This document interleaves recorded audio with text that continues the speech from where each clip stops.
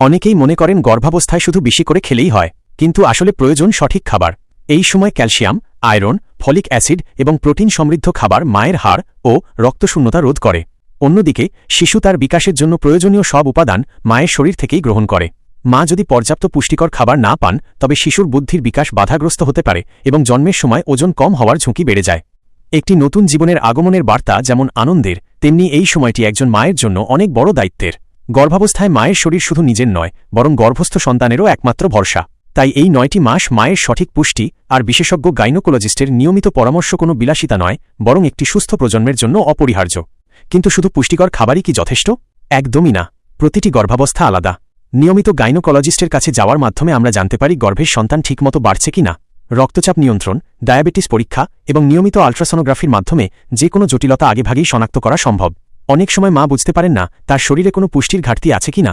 একজন ডাক্তারই সঠিক সাপ্লিমেন্ট এবং জীবনযাত্রার পরামর্শ দিয়ে মা ও শিশুকে বিপদমুক্ত রাখতে পারেন। মনে রাখবেন, গর্ভাবস্থায় অবহেলা মানে কেবল নিজের নয়, অনাগত সন্তানের ভবিষ্যৎকে ঝুঁকিতে ফেলা।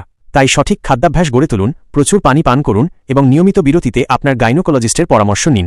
আপনার একটু সচেতনতাই পারে একটি সুস্থ, হাসিখুশি ও নিরাপদ আগামীর নিশ্চয়তা দিতে। সুস্থ থাকুন, নিরাপদ মাতৃত্ব নিশ্চিত করুন।